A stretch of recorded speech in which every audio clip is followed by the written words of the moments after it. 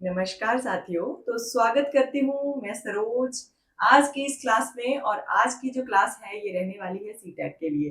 तो फ्रेंड्स, जैसा कि आपको पता है हम जो है वो सीटेट की प्रिपरेशन कर रहे हैं।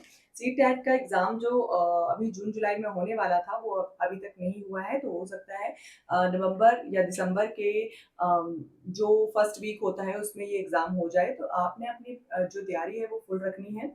तो उसके लिए बहुत ज़्यादा इम्पोर्टेंट क्वेश्चंस आज की क्लास के लिए मैं लेके आई हूँ। जैसा कि मैं पीछे बहुत सारी वीडियोस आपके साथ शेयर कर रही हूँ लगातार। तो आपने अगर उन वीडियोस को अभी तक नहीं देखा है तो प्लीज़ उन वीडियोस को भी जाकर ज़रूर चेक कर लें। या फिर मैंने एक प्लेलिस्ट डाली हुई है अपने channel online study with Saroj में। वहाँ पर आप उस प्लेलिस्ट को भी जाकर चेक कर सकते हो। वहाँ पर आप डिटेल्स में एक थ्योरी के रूप में जो भी कॉन्सेप्ट है उसको पढ़ सकते हो। ठीक है, अपने फ्रेंड्स के साथ भी इन वीडियोस को जरूर शेयर करें अगर आपको हेल्पफुल लगती हैं तो। और मेरे चैनल को सब्सक्राइब करना बिल्कुल ना भूलें। और अगर मेरी वीडियोस आपको अच्छी लगती हैं तो प्लीज़ उनको लाइक और कमेंट करना बिल्कुल ना भूलें। ठीक है, तो शुरू करते हैं हम आज की ये क्लास। सीटेट के लिए ये क्लास है और एसएसटी के इम्पोर्टेंट क्वेश्चंस इस क्लास में आपको मिलेंगे। एक तरह से पी बाई क्यू है ये क्वेश्चंस जितने भी आपको आज की इस क्लास में मिलेंगे। तो शुरू करते हैं फर्स्ट क्वेश्चन से। फर्स्ट क्वेश्चन यहाँ पर पूछा गया है कि 1909 के मार्ले मिंटो सुधार किस लिए विख्यात हैं। ठीक है, तो 1909 के जो मार्ले मिंटो सुधार हैं ये किस चीज के लिए विख्यात है, ये क्यों प्रसिद्ध है जो मार्ले मिंटो सुधार है। तो ये इसलिए है क्योंकि इसमें पृथक निर्वाचन मंडल जो हुआ था उसके लिए ये जो है मार्ले मिंटो सुधार 1909 के ये जो है वो विख्यात है। ठीक है, तो ये आपने याद रखना है। नेक्स्ट क्वेश्चन की अगर हम बात करें तो नेक्स्ट क्वेश्चन है कि उपनिवेशी भारत में किसने अखिल भारतीय दलित वर्ग संस्था आयोजित की थी। ठीक है, अखिल भारतीय दलित वर्ग संस्था। ठीक है, तो ये आपने याद रखना है। ये नाम जो अखिल भारतीय दलित वर्ग संस्था है इसको आयोजित करने वाले कौन थे, वी आर अम्बेडकर जी। ठीक है, वी आर अम्बेडकर जी यानी कि भीमराव अम्बेडकर जो थे उनके द्वारा ये अखिल भारतीय दलित वर्ग संस्था जो थी इसका आयोजन किया गया था। ठीक है, तो जो वी आर अम्बेडकर जी हैं उनको आपको पता है, उनको संविधान निर्माता के रूप में हम जानते हैं। ठीक है, तो नेक्स्ट क्वेश्चन की अगर हम बात करें, नेक्स्ट क्वेश्चन है कि गेटवे ऑफ इंडिया। ठीक है, गेटवे ऑफ इंडिया जो है ये किसके द्वारा बनाया गया था। ठीक है, तो जो गेटवे ऑफ इंडिया है इसका निर्माण किसके द्वारा किया गया था। ऐसे क्वेश्चंस बहुत ही कम आपको बुक्स में भी मिलते हैं या फिर कहीं भी ये ऐसे ऐसे क्वेश्चंस जो है वो बहुत कम मिलते हैं, लेकिन यहाँ पर मैं आपके लिए लेके आई हूँ क्योंकि ये क्वेश्चन जो है ये एग्जाम में पूछा जा चुका है। ठीक है, तो गेटवे ऑफ इंडिया जो है इसका जो निर्माण था या इसको बनाने वाले कौन थे, तो इसको बनवाने वाले थे जॉर्ज व्हीटेट। ठीक है, जॉर्ज व्हीटेट जो थे इनके द्वारा गेटवे ऑफ इंडिया का निर्माण जो था वो करवाया गया था। ठीक है, तो ये आपने याद रखना है। नेक्स्ट क्वेश्चन है कि किसने पहले गोलमेज सम्मेलन की जो अध्यक्षता थी वो की थी। ठीक है, तो जो पहला गोलमेज सम्मेलन हुआ था उसकी अध्यक्षता करने वाले कौन थे, तो जो पहला गोलमेज सम्मेलन हुआ था उसकी अध्यक्षता करने वाले थे रामसे मैकडोनाल्ड। ठीक है, रामसे मैकडोनाल्ड जो थे इनके द्वारा जो प्रथम गोलमेज सम्मेलन हुआ था तो उसकी अध्यक्षता की गई थी रामसे मैकडोनाल्ड। ठीक है, तो ये जो पहला गोलमेज सम्मेलन हुआ था ये हुआ कब था, ऐसे भी आपसे क्वेश्चन पूछा जा सकता है, तो वो भी आपको पता होना चाहिए। 1930 में ये जो पहला गोलमेज सम्मेलन था वो हुआ था। ठीक है, नेक्स्ट क्वेश्चन है कि भारत में जो महात्मा गांधी जी हैं उनका पहला सत्याग्रह कहाँ पर हुआ था। भारत में आने के बाद जो महात्मा गांधी जी हैं उनका जो पहला सत्याग्रह हुआ था वो कहाँ पर हुआ था। ठीक है, तो ये बताना है। आपको पता है महात्मा गांधी जी तो थे वो दक्षिण अफ्रीका चले गए थे अपनी पढ़ाई करने के लिए। तो जब भारत लौटे थे ये, उसके बाद जो इनका पहला जो सत्याग्रह हुआ था ये हुआ था चंपारण में। ठीक है, तो महात्मा गांधी जी के लौटने का समय भी पूछा जा सकता है आपसे, तो वो भी आपने याद रखना है। 9 जनवरी 1915 को महात्मा गांधी जो थे वो भारत वापस लौटे थे। और जो 9 जनवरी वाला दिन है उसको हम एक प्रवासी दिवस के रूप में हम सेलिब्रेट जो है वो करते हैं। ठीक है, तो 9 जनवरी डे सेलिब्रेटिंग भी यहाँ पे हमारा पता चल गया कि 9 जनवरी को कौन सा दिन होता है। और हमें ये भी पता चल गया कि महात्मा गांधी जी कब भारत जो थे वो वापस लौटे थे। और हमें ये भी पता चल गया इस क्वेश्चन से कि महात्मा गांधी जी का का जो सत्याग्रह पहला भारत में हुआ था वो था चंपारण सत्याग्रह। ठीक है, ये इंपॉर्टेंट क्वेश्चंस हैं, इनको आपने याद रखना है। यहाँ आप नोट्स बनाते हो तो नोट्स में भी इन क्वेश्चंस को जरूर लिख लेना है, क्योंकि आपके लिए ये क्वेश्चंस बहुत ज्यादा हेल्पफुल जो है वो रहने वाले हैं। ठीक है, बात करते हैं नेक्स्ट क्वेश्चन की।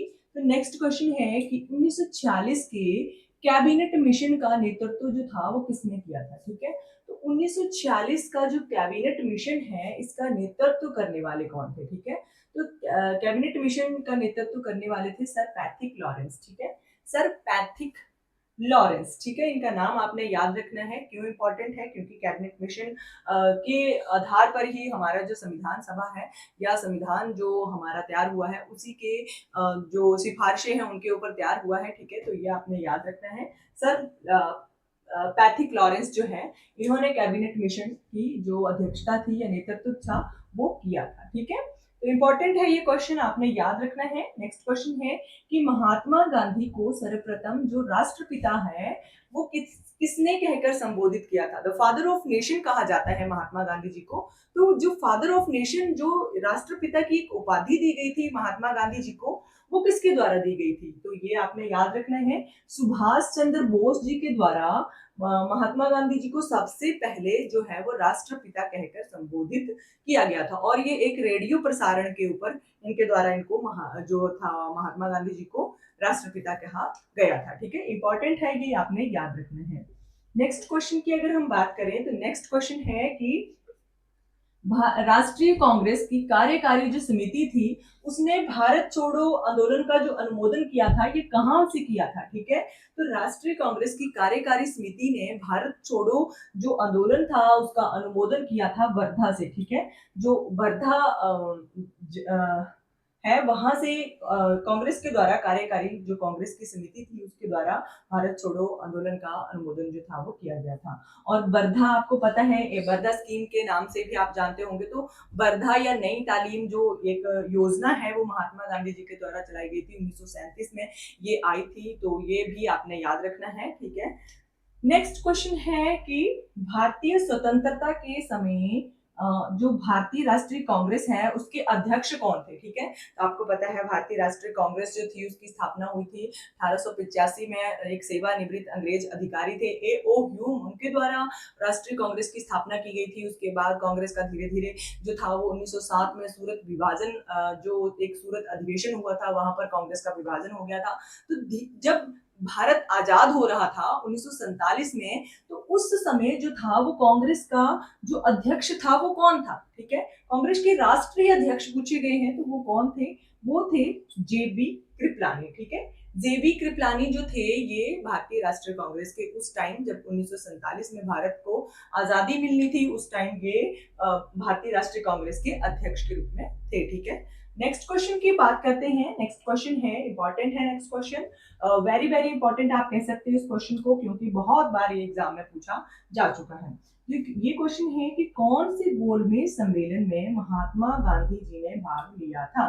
ठीक है, तो महात्मा गांधी जी ने कौन से गोलमेज सम्मेलन में भाग लिया था, द्वितीय गोलमेज सम्मेलन में। ठीक है, तो दूसरा गोलमेज सम्मेलन हुआ था उसमें महात्मा गांधी जी के द्वारा भाग लिया गया था। ठीक है, तो दूसरा गोलमेज सम्मेलन हुआ था 1931 में। ठीक है, ये आपने याद रखना है 1931 में। मैंने आपको पहला बता दिया 1930 में, दूसरा 1931 में, और तीसरा जो गोलमेज सम्मेलन हुआ था 1932 में भी हुआ था। ठीक है, तो 3 गोलमेज सम्मेलन हुए हैं, तीनों का आपने कार्यकाल जो है वो याद रखना है। ठीक है, नेक्स्ट क्वेश्चन की बात करें तो नेक्स्ट क्वेश्चन है कि असहयोग आंदोलन को किसके कारण स्थगित करना पड़ा था। जो असहयोग आंदोलन था उसको स्थगित करना पड़ा था, क्यों करना पड़ा था, चौरी चौरा की घटना के कारण। ठीक है, तो चौरी चौरा की घटना हुई थी उसके कारण जो था वो असहयोग आंदोलन को स्थगित जो था वो करना पड़ा था। ठीक है, 1920 में असहयोग आंदोलन जो था वो चलाया गया था, लेकिन जब चौरी चौरा की घटना हो गई थी उसके बाद इस आंदोलन को जो था वो स्थगित कर दिया गया था, एक तरह से बंद कर दिया गया था। ठीक है, ये आपने याद रखना है, इंपॉर्टेंट है क्वेश्चन। बात करते हैं नेक्स्ट क्वेश्चन की। तो नेक्स्ट क्वेश्चन है कि भारतीय स्वतंत्रता संग्राम में जो करो या मरो, डू एंड डाई का नारा जो दिया गया था वो किस आंदोलन से जुड़ा हुआ है, ठीक है। तो आपने मुझे कमेंट करके ये बताना है कि ये करो या मरो का नारा जो था वो किसने दिया था, ठीक है। तो बात करते हैं कि ये जो नारा है ये किस आंदोलन से जुड़ा हुआ है, तो ये जुड़ा हुआ है भारत छोड़ो आंदोलन से, ठीक है। भारत छोड़ो आंदोलन से ये नारा जुड़ा हुआ है और इम्पोर्टेंट है ये क्वेश्चन, तो आपने मुझे कमेंट करके जरूर बताना है कि करो या मरो का नारा जो था वो किसके द्वारा दिया गया था, ठीक है। बात करते हैं नेक्स्ट क्वेश्चन की। नेक्स्ट क्वेश्चन है कि जलियांवाला जो बाग हत्याकांड हुआ था या घटना हुई थी, ये कहाँ पर हुई थी, ठीक है। तो जलियांवाला जो हत्याकांड हुआ था ये हुआ था अमृतसर में, ठीक है। अमृतसर में ये जो घटना हुई थी, ठीक है। तो इसका जो टाइम है ये है 13 अप्रैल 1919 वाले दिन एक बहुत विशाल सभा का आयोजन किया गया था जलियांवाला जो बाग था वहां पर बहुत सारे लोग जो थे एक शांतिपूर्ण सभा करने के लिए एकत्रित हुए थे, लेकिन वहां पर जो जनरल डायर था उनके द्वारा निहत्थे लोगों के ऊपर गोलियां चलाने का आदेश दे दिया गया था। हजारों निहत्थे लोग जो थे वो मारे गए थे। हजारों की भीड़ में जो बच्चे थे, बूढ़े थे, जो औरतें थी, बहुत ज्यादा एक बहुत बड़ा नरसंहार इस टाइम हुआ था, इसलिए इसको एक नरसंहार जो कहते हैं, ठीक है। तो जलियांवाला जो बाग घटना हुई थी ये हुई थी अमृतसर में। आपको पता है अमृतसर में क्या है, अमृतसर में गोल्डन टेम्पल है, ठीक है, गोल्डन टेम्पल, ठीक है। ये भी आप याद रख सकते हो क्योंकि क्वेश्चन में आपसे पूछा जा सकता है, ठीक है। बात करते हैं नेक्स्ट क्वेश्चन की। नेक्स्ट क्वेश्चन है कि पाकिस्तान जो नाम है ये किसके द्वारा द्वारा जो था वो गढ़ा गया था, ठीक है। इस नाम को किसने गढ़ा था।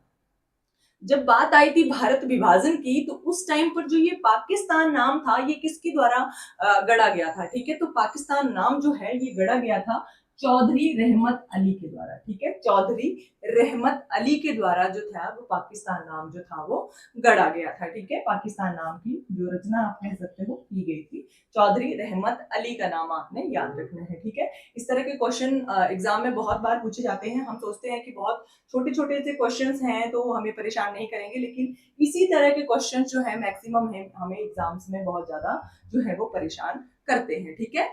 तो बात करते हैं नेक्स्ट क्वेश्चन की। नेक्स्ट क्वेश्चन है आजाद हिंद फौज के जो संस्थापक थे ये कौन थे, ठीक है। आजाद हिंद फौज के संस्थापक थे सुभाष चंद्र बोस, ठीक है। सुभाष चंद्र बोस जी के द्वारा आजाद हिंद फौज की स्थापना जो थी वो की गई थी, ठीक है। नेक्स्ट क्वेश्चन है कि पूना समझौता, ठीक है। अब पूना समझौता कब हुआ था, 1932 में। ये भी आपसे पूछा जा सकता है कि पूना समझौता जो था वो कब हुआ था। तो पूना समझौता हुआ था 1932 में और किसके मध्य हुआ था, ठीक है। तो पूना समझौता 1932 में ये हुआ था अंबेडकर जी और महात्मा गांधी जी के बीच में, ठीक है।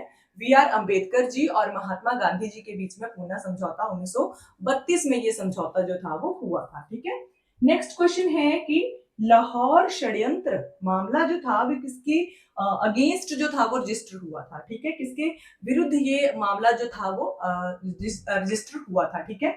तो लाहौर षड्यंत्र आपको पता है इसी षड्यंत्र या इसी मामले के जो अंडर जो था वो भगत सिंह को फांसी दी गई थी, ठीक है। उसको गिरफ्तार किया गया था उनको, और ये तीनों राजगुरु सुखदेव और भगत सिंह जो तीनों थे इनके तीनों के द्वारा ही क्या हुआ था, इन तीनों को ही फांसी की सजा जो थी वो सुनाई गई थी। तो लाहौर षड्यंत्र मामला जो था वो भगत सिंह के अगेंस्ट जो था वो रजिस्टर हुआ था, ठीक है।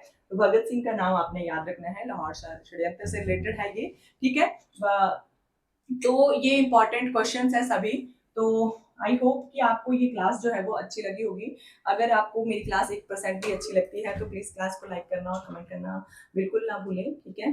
और अपना नए आते हो आप चैनल पर तो चैनल को सब्सक्राइब भी जरूर कर लें। अपने फ्रेंड्स के साथ भी इस क्लास को या इस वीडियो को जरूर शेयर करें और आप मेरे चैनल पर जाकर प्लेलिस्ट जरूर चेक करें। आपके लिए बहुत ज़्यादा ये प्लेलिस्ट जो है वो हेल्पफुल रहने वाली है।